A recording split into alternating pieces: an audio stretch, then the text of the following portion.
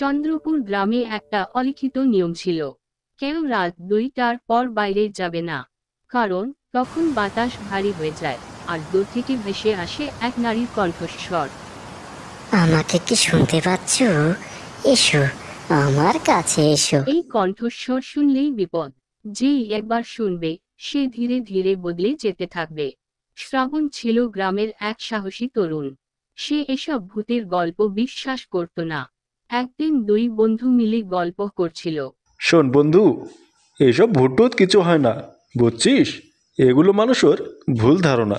না রে ভাই, আমি বিশ্বাস করি, কারণ আমি আমার দাদার নিজের মুখ থেকে শুনেছি ওই বট গাছের নিচে নাকি একটা ডাইনি থাকে। ও হয়েছে, তোর দাদার কি ডাইনি দেখবে? তোর দাদাই নিজেই তো একটা ভূত, আর ভূতের সামনে কোনো দিন ডাইনি আসে নাকি? দেখ শ্রাবণ, এবার কিন্তু বেশি হয়ে যাচ্ছে।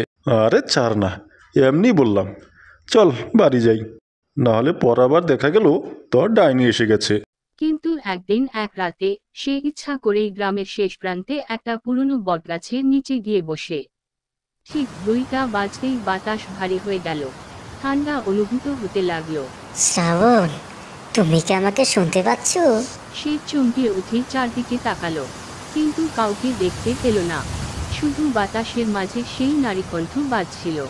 হঠাৎ তার কানের পাশেই একটা ঠান্ডা নিঃশ্বাস অনুভব করল।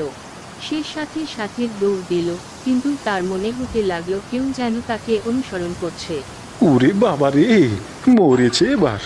ডাইনিটা কি পেছনে পেছনে আসছে নাকি?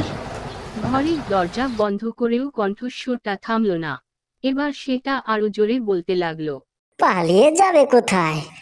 আমার কণ্ঠস্বর যে একবার শুনেছি, সে কোনোদিন পালাতে পারে না। সকালবেলা গ্রামের সবাই শ্রাবণের খুঁজে আসে। তারা দেখে সে দরজার সামনে বসে আছে, একদম চুপচাপ। তার চোখ ফাঁকা, শরীর জমে গেছে। তারপর থেকে সে আর কথা বলে না, কারো দিকে তাকায় না। শুধু রাত হলেই সে উঠে বসে এবং ফিসফিসিয়ে বলে। তোমরা কি আমাকে শুনতে পারছো? শ্রাবণ এখন আর মানুষ নেই, সে ডাইনির আরেকটি কণ্ঠ হয়ে গেছে। আসলে অনেক বছর আগে এই গ্রামে এক নারী থাকত, নাম তৃষা। সে জন্ম থেকেই কিছু অলৌকিক শক্তি নিয়ে জন্মেছিল। ছোটবেলায় সে স্বপ্নে ভবিষ্যৎ দেখতে পেত, আর তার হাত ছুঁয়ে দিলে মানুষের মনের কথা পড়তে পারত। গ্রামের মানুষ প্রথমে তাকে দেবীর আশীর্বাদ বলতো, কিন্তু একদিন এক বড় দুর্ঘটনা ঘটল। গ্রামের জমিদারের ছেলে অরিন্দম তাকে বিয়ে করতে চেয়েছিল, কিন্তু তৃষা রাজি হয়নি।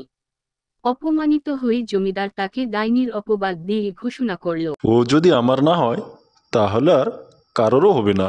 গ্রামের লোকেরা তাকে বিশ্বাস না করে রাগান্বিত হয়ে বলল। এই মেয়েটা যদি আসলে অলৌকিক ক্ষমতা রেখে থাকে, তাহলে একে মেরেই ফেলতে হবে।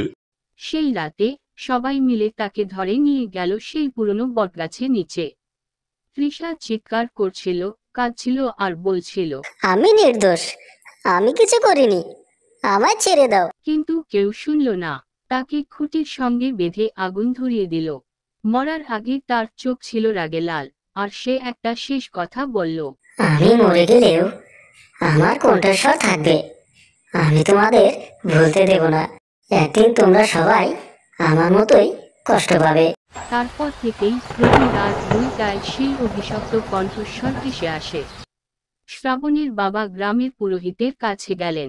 ঠাকুর মশাই, আমার ছেলেটাকে বাঁচান। সে কদিন থেকে কোনো খাওয়া দাওয়া করছে না, বাইরেও বেরোচ্ছে না, শুধু ঘরে বসে বসে কান্না করছে। কিছু একটা উপায় বলুন না। পুরোহিত বললেন। অভিশাপ ভাঙতে হবে, আর এই অভিশাপ ভাঙতে হলে তাকে মুক্তি দিতে হবে। মুক্তি? এ কিন্তু কিভাবে? পুরোহিত জানালেন। যেখানে ওকে মারা হয়েছিল সেখানে একটা শুদ্ধিকরণ যজ্ঞ করতে হবে, আর তার ব্যবহার করা কিছু কাপড় সেখানে পুড়িয়ে দিতে হবে, যাতে করে তার আত্মায় শান্তি পায়। কিন্তু সমস্যাটা হলো, কেউ জানতো না তৃষার কোনো স্মৃতি বা অবশিষ্ট কিছু আছে কিনা।